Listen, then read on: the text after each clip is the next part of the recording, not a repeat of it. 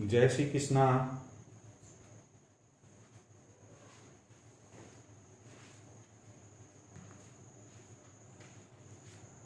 Income tax, law and accounts के chapter salaries में आज हम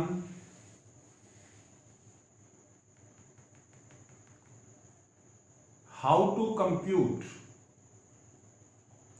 gross income from salary and taxable income from salary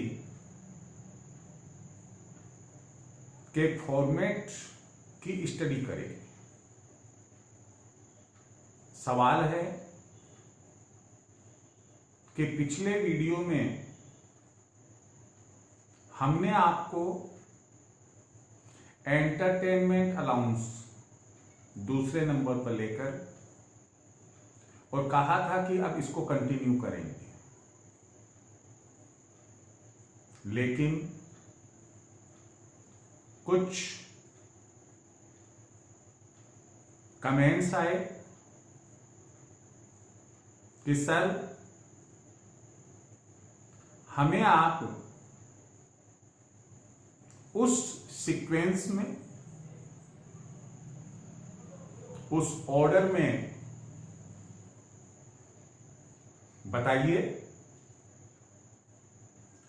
जिस sequence या ऑर्डर में हम एग्जाम में सैलरी का क्वेश्चन सही कर सके, हमसे कोई आइटम लिखने से ना रह जाए और उसी ऑर्डर में, उसी सीक्वेंस में फिर आप हमें आगे स्टडी कराएं। ये बात मैंने स्वीकार की, इसलिए आज का ये जो एपिसोड है, जो वीडियो लेक्चर है, इसमें मैं आपको gross income from salary and taxable income from salary का फॉर्मेट बताऊंगा और जिस सीक्वेंस में हम आइटम्स लिखेंगे इस फॉर्मेट में, उसी सीक्वेंस में हम आपको पढ़ाएंगे। आपको उसी सीक्वेंस में एग्जाम में क्वेश्चन को भी सॉल्व करके आना होगा। आपसे किसी भी प्रकार की कोई मिस्टेक, गलती नहीं होगी, यह पक्की बात है। हम शुरू करें आज का वीडियो। इसके पहले मैं आपको एक बात कह देता हूं कि आप वीडियो को शुरू से आखिर तक देखें। अभी भी ऐसा लगता है कि जो लोग, जो स्टूडेंट्स इनकम टैक्स का वीडियो देख रहे हैं, वो कुछ समय देखने के बाद में उसे ऑफ कर दें। आप यदि पूरा बेनिफिट लेना चाहते हैं तो आपको पूरा वीडियो देखना चाहिए। दूसरी बात, अगर चैनल को सब्सक्राइब नहीं किया है तो आप सब्सक्राइब करें, बेल आइकन दबाएं, ताकि जब जब नया वीडियो मैं अपलोड करूं, तुरंत आपको मालूम हो जाए। अपने फ्रेंड्स को, अपने रिलेटिव्स को जो income tax law and accounts या income tax law and practice का पेपर किसी भी स्टैंडर्ड पर दे रहे हैं, आप उन्हें जरूर शेयर करें। चलो अब हम अपनी बात पर आते हैं। देखिए कि सबसे पहले हम कंप्यूटेशन ऑफ जीआईएस का मतलब है gross income from salary, and TIS का मतलब है taxable income from salary of एक इंडिविजुअल जो होता है वही सर्विस करता है। इसलिए मिस्टर या मिसेस या मिस जो भी नाम है उनका, फॉर द असेसमेंट ईयर 2020-21 हम प्रीवियस ईयर 2019-20 की इनकम इसमें शो करेगी, लेकिन असेसमेंट ईयर जो होगा वो 2020-21 होगा। सबसे पहले आप बेसिक सैलरी को यहां बताएं। यदि बेसिक सैलरी फिक्स्ड है तो हम यहीं पर एक ब्रैकेट में लिख देंगे, जैसे 20,000 है तो ₹20,000 इंटू 12 अमाउंट आ जाएगी। लेकिन यदि सैलरी ग्रेड के अकॉर्डिंग भी मिलती है, सैलरी बेसिक सैलरी बनती है, तो डेट ऑफ ज्वाइनिंग को जो सैलरी थी जिसके बारे में मैंने आपको पहले जब बेसिक सैलरी बताई, उसके अकॉर्डिंगली 2019-20 के लिए आप बेसिक सैलरी कैलकुलेट करेंगे। और यहां एक बात आप बहुत अच्छे से याद रखें। देखिए मैं जो कह रहा हूं ध्यान से सुने आप। बेसिक सैलरी की इतनी प्रैक्टिस करें कैलकुलेट करने की कि उसमें कुछ भी गलती आपसे ना हो। क्यों? कि कई जगहों पर बेसिक सैलरी की अमाउंट काम आएगी, एक जगह गलती होने पर बाकी सब जगह क्वेश्चन में जहां जहां बेसिक सैलरी आनी है सब जगह गलती हो जाएगी। तो हमसे गलती ना हो इसकी खूब अच्छी प्रैक्टिस बेसिक सैलरी की करें। पिछले वीडियो में हमने आपको बोनस और कमीशन बताया था, उसकी अमाउंट आ जाएगी। फिर हमने आपको अलाउंसेस में HRA house rent allowance and entertainment allowance बताया था, लेकिन यहां थोड़ा सा जब फॉर्मेट के अकॉर्डिंगली चलते हैं तो थोड़ा सा ध्यान देना। क्या कि पिछले वीडियो में जब अलाउंसेस मैंने शुरू किए थे, आपसे कहा था मैंने कि अलाउंसेस को 3 पार्ट्स में रखा गया। Fully exempted allowances, partly exempted allowances and fully taxable allowances. हमने जो पिछली बार स्टडी करी थी 2 अलाउंसेस की, HRA और एंटरटेनमेंट अलाउंस, HRA में एग्जम्पशन थी और एंटरटेनमेंट अलाउंस में मैंने आपको सेक्शन 62 के तहत डिडक्शन गवर्नमेंट सर्वेंट को जो मिलती है बताया था। इसका मतलब ये तो क्लियर हो गया कि फुल्ली टैक्सेबल में नहीं है ये। अब हुआ ये कि हमें यहां क्या ध्यान रखना है, बहुत अच्छे से ख्याल कर लो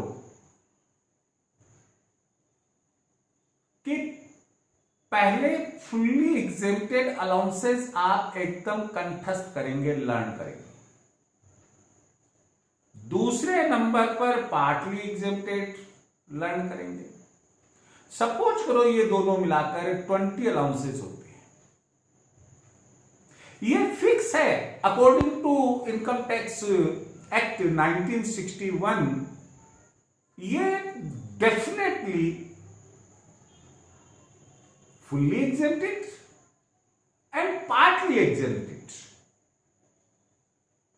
ये डेफिनेट है। कहने का मतलब है अगर ये 20 है तो 20 ही रहेंगे, 19 भी नहीं होंगे और 21 भी नहीं होंगे, चाहे आप इंडिया के किसी भी कॉर्नर में स्टडी क्यों नहीं कर रहे हो। फिर क्वेश्चन कि मैं ऐसा क्यों कह रहा हूं, वो इसलिए कि इन fully and partly exempted allowances के अलावा दुनिया भर के अलाउंसेस होता है, नो लिमिट एट ऑल। किसी भी नाम से पुकारा जा सकता है, किसी भी नाम से वो पुकारा गया हो। यदि वो फुल्ली एग्जेम्प्टेड में नहीं है, पार्टली एग्जेम्प्टेड में नहीं है, तो वो इसका मतलब फुल्ली टैक्सेबल है।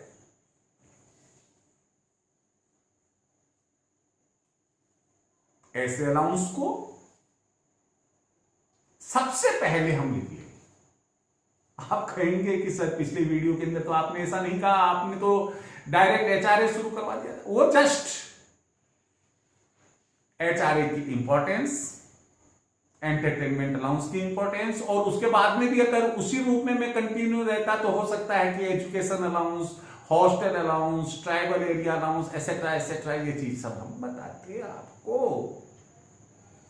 लेकिन जो कमेंट, जो क्वेरी आई मेरे पास में,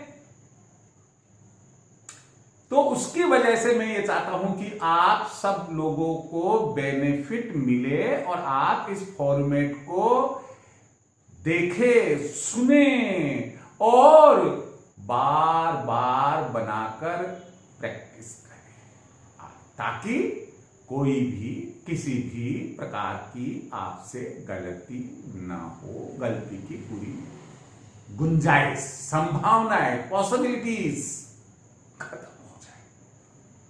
तो सबसे पहले मैं आपको बता रहा हूं कुछ, सारे तो यहां बता नहीं सकते हैं, कुछ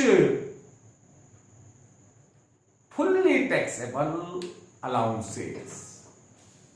पहला अलाउंस डीए, इसे हम बोलते हैं डियरनेस अलाउंस। इनर कॉलम में लिखेंगे हम इसे। कितना भी और कैसे भी दिया हुआ हो, उसमें लिखा हुआ है 1000 रुपए महीने का मिलता है, 12,000 रुपए साल के हो। उसमें लिखा हुआ है क्वेश्चन में कि 20% of salary he is getting DA, तो हम सैलरी का 20% ले लेंगे। जैसी लैंग्वेज है उसके accordingly actual amount of DA यानी कि डियरनेस अलाउंस ले लेंगे। कभी कभी डियरनेस अलाउंस की जगह फिक्स्ड डीए लिखा हुआ होता है, कोई बात नहीं है, लिखा रहने दो, जितनी अमाउंट है वो हम पूरी ले लेंगे। उसके बाद में कभी कभी इसको एडिशनल डीए भी लिखा हुआ मिल सकता है।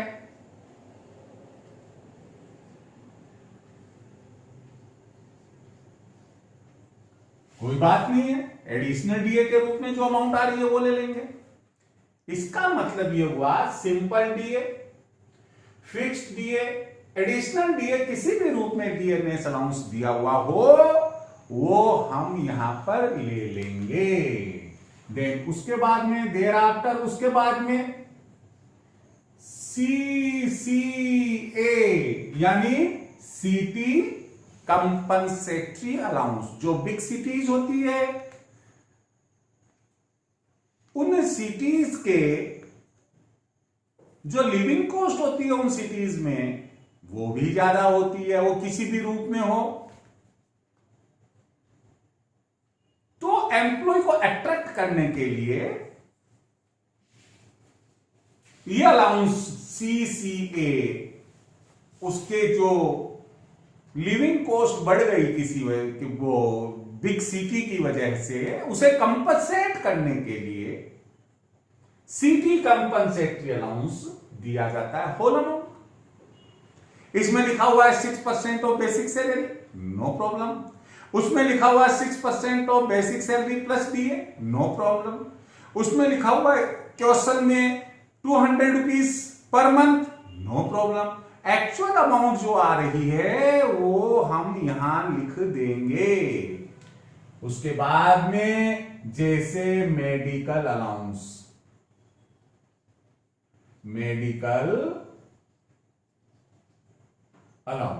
तो ये मेडिकल अलाउंस किसी भी रूप में मिले, कितना भी मिले, वो पूरी की पूरी रकम टैक्सेबल हो। मेडिकल अलाउंस को कभी कभी फिक्स्ड मेडिकल अलाउंस भी लिख देते हैं।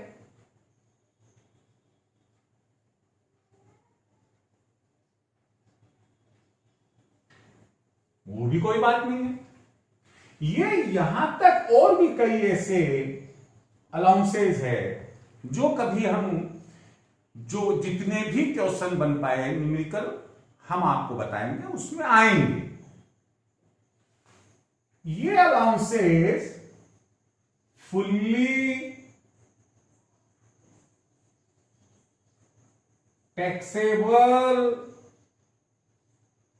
अलाउंसेस, ये फुल्ली टैक्सेबल अलाउंसेस हो गए। इसकी इनकी होल अमाउंट यहां आ जाए। इसके बाद में जो फुल्ली एग्जेम्प्टेड होते हैं उन्हें तो हमें लेना ही नहीं है। वो कौन कौन से होते हैं समय आने पर हम बता देंगे आपको। उसके बाद में हमने पिछली बार आपको HRA बताया था। HRA में हमने आपसे कहा था कि और इनर कॉलम में पहले रकम लिखिए, अमाउंट लिखिए, उसमें से लेस कीजिए एग्जेम्पशन, जो आपको प्रोसीजर बताया उसके अकॉर्डिंगली एग्जेम्पशन हम दे देंगे, और डिफरेंस अमाउंट को हम यहां लिख देंगे। हो सकता है डिफरेंस अमाउंट नील हो, और हो सकता है कि कोई पॉजिटिव अमाउंट आ जाए।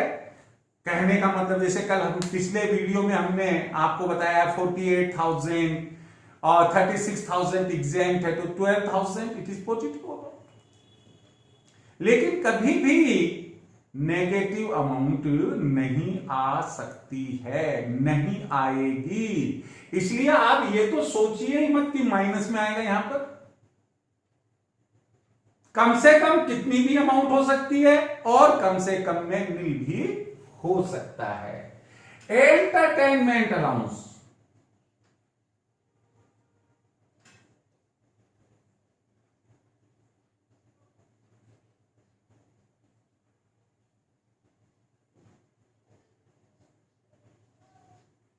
ये हम लिख देंगे। पिछले वीडियो में इसकी डिटेल बताई थी आपको। आप एक बार इसको यहां से यहां तक सिंसियरली, सीरियसली कुछ मोमेंट्स के लिए देख लीजिएगा। अब इसको हम कंटिन्यू करते हैं।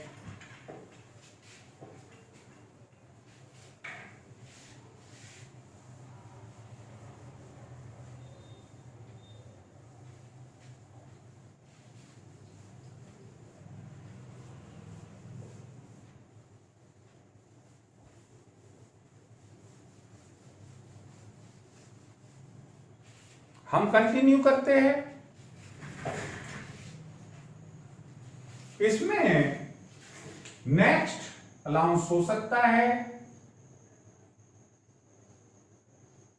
Education allowance. इसको भी हम पहले और इन कॉलम में लिखेंगे, लेस एग्जेम्पशन इफ एनी। यदि कोई मिलनी है उसे हम माइनस करेंगे, यहां लिखेंगे, देन हॉस्टेल अलाउंस, इसको भी और इनर कॉलम में लिखेंगे, इसमें से लेस एग्जेम्पशन इफ एनी, यदि कोई है उसे माइनस करेंगे, ट्राइबल एरिया अलाउंस,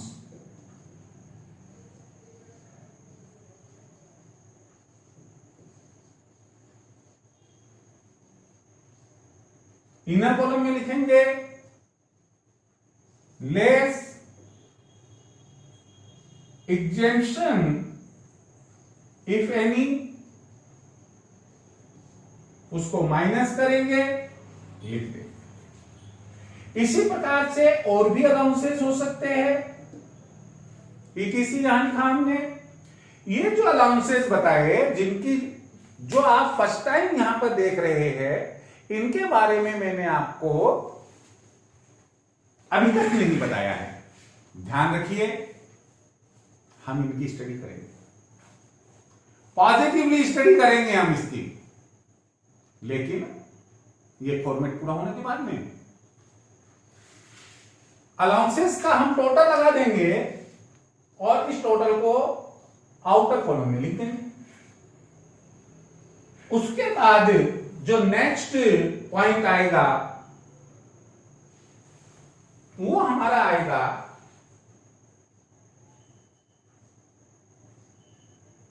PF।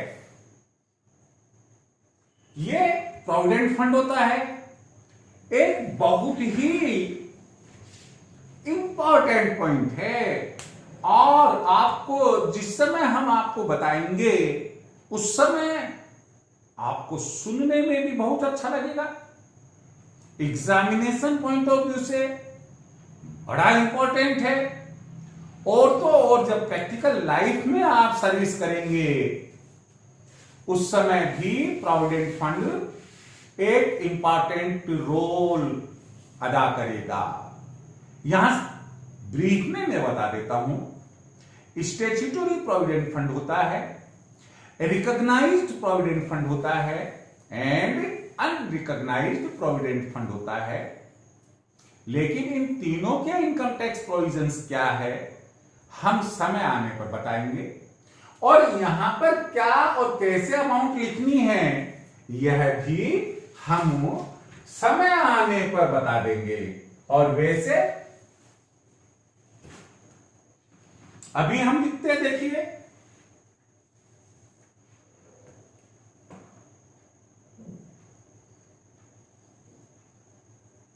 इसमें जो